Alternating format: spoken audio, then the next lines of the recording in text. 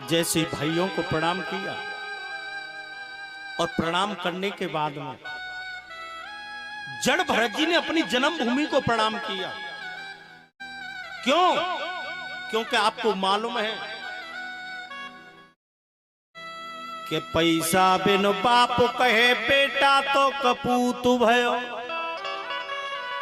और पैसा बिन माता कहे बेटा दुखदाई है। पैसा बिन काका कहे तू कौन को भतीजो है, और पैसा बिन सासु कहे तू कौन को जमाई है। पैसा बिन त्रयादू घर सो निकल जात, और पैसा बिन मित्र सो मित्रता बिगड़ जात। पैसा बिन तेरे नहीं पटतर नाई, आज दुनिया में भैया पैसा कोई शीश नवाई। जड़ भरत जी को भाइयों ने घर से निकाल दिया, घर को छोड़ करके चला जा। वक्षस्थल पर केवल एक कोपनी यज्ञोपवीत पड़ा हुआ है। जड़ भरत जी प्रणाम करके जंगल की तरफ चलने लगे। जब जंगल की तरफ जा रहे हैं तो इनका केवल एक ही विचार है, मेरे पैर के नीचे कोई जीव जंतु नहीं आ जाए जिससे कि वो मर जाए और मुझे पाप लगे, मुझे 84 लाख योनियों में जाना पड़ेगा। जड़ भरत जी के पैर के नीचे कोई जीव जंतु आता है, 1 फुट ऊंची छलांग लगा लेते हैं। चलते जा रहे हैं, रात्रि का समय है। जंगल में जंगल का एक राजा था।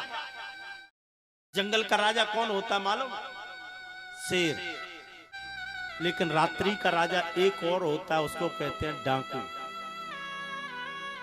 डाकुओं का एक सरदार था। उस सरदार के कोई संतान नहीं थी। सरदार ब्राह्मणों के पास में गया, महाराज मेरे कोई संतान नहीं है। ब्राह्मणों ने सरदार से कहा, हे महाराज अगर तुम संतान चाहते हो ना तो सुबह ब्रह्म मुहूर्त में काली मैया के मंदिर में किसी की तुम बलि दिलवा दो, मैया काली प्रसन्न हो जाएंगी, तुमको पुत्र की प्राप्ति हो जाएगी। डाकुओं का सरदार लौट करके आया, डाकुओं को बुला करके कहने लगा, जाओ इस जंगल में अगर कोई घूम रहा है उसको पकड़ करके ले आओ। सरदार का आदेश, डाकू जंगल में चले गए और तो कोई नहीं मिला। जड़ भरत जी रास्ते में जा रहे थे, जड़ भरत जी के हाथ को पकड़ लिए, चलो।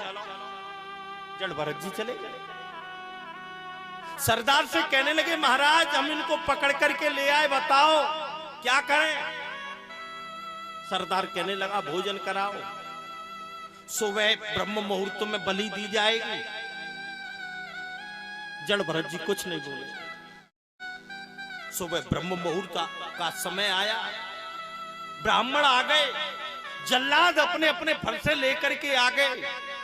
जड़ भरत जी को ले जाकर के मैया काली की मूर्ति के सामने खड़ा कर दिया। ब्राह्मण मंत्र बोल रहे हैं, बलि प्रदाने पूजायाम मग्निकार्य महोत्सवे। मैया का ध्यान कर रहे हैं कि जयंती मंगला काली भद्रकाली कपालिनी दुर्गा क्षमा शिवा धात्री स्वाहा स्वदा नमोस्तुते। जड़ भरत जी हाथ जोड़ करके खड़े हुए हैं। ब्राह्मण कहने लगे, जल्लादो जैसे ही हम स्वाहा शब्द बोले तुम अपने फरसों को लेकर के जड़ भरत की गर्दन पर मार देना, सुंदर मुहूर्त में मैया काली को बलि लग जाएगी, मैया काली प्रसन्न हो जाएगी और तुम्हारे सरदार के यहाँ संतान की प्राप्ति हो जाएगी। जल्लाद कहने लगे ठीक है। ब्राह्मण मंत्र बोलने लगे। बलि प्रदाने पूजाया मग्निकारे महोत्सवे। जैसे ही ब्राह्मणों ने मंत्र बोला और मंत्र बोल करके जैसे ही स्वाहा शब्द कहा, एकदम पत्थर की मूर्ति को फाड़ करके वो काली मैया प्रकट हो गई। बोलिए काली मैया की जय। काली मैया ने जल्लादों के हाथों से फरसे छुड़ा लिए और तुरंत ही जल्लादों की गर्दन पर मैया ने फरसे मार दिए। उसके बाद में महाराज पंडित भाग गए, सरदार भाग गया, सैनिक भाग गए, डाकू भाग गए, सबके सब भागते हुए जा रहे हैं। मैया काली का भयंकर रूप देख करके सब लोग भाग रहे हैं, लेकिन जड़ भरत जी हाथ जोड़ करके मैया काली की मूर्ति के सामने खड़े हुए हैं। आज मैया काली का क्रोध बढ़ता हुआ जा रहा है। मैया की जीभ लप लप की आवाज कर रही है, लाल नेत्र हो रहे हैं, दांत अलग ध्वनि कर रहे हैं। मैया काली के रूप को देख करके जड़ भरत जी चरणों का चिंतन कर रहे हैं। मैया काली की नजर जैसे ही जड़ भरत पे पड़ी, तुरंत ही मैया काली ने अपने बेटे जड़ भरत को छाती से लगा लिया। बेटा मुझको माफ कर दो, इन दुष्टों ने तुमको बड़ी बुरी बुरी यातना दी है। बेटा अब मुझको माफ कर दो। धन्य है मैया जगत जननी के लिए, धन्य है माँ के लिए। आज माँ बेटे से क्षमा याचना कर रही है। माँ के बारे में क्या कहूं? रामायण में चलो। भगवान राम जब वन के लिए चले गए,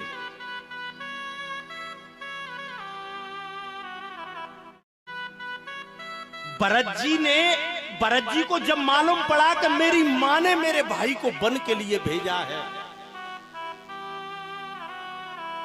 भरत जी ने अपनी माँ को उल्टा सीधा कहा। और जिस दिन से भगवान राम वन के लिए गए, उस दिन से भरत जी ने अपनी माँ कैकेयी को माँ नहीं कहा। भगवान राम लौट करके जब वन से आए, भगवान राम सबसे पहले कैकेयी के पास में गए और कैकेयी को जाकर के प्रणाम करके भगवान राम कहने लगे, माँ तुम्हारी मेरे ऊपर बहुत बड़ी कृपा है। माँ आज तुम्हारी इच्छा हो वह मांग लो। कैकेयी रो रही है, कैकेयी रो रही है, कह रही है राम तुम मुझे देना चाहते हो?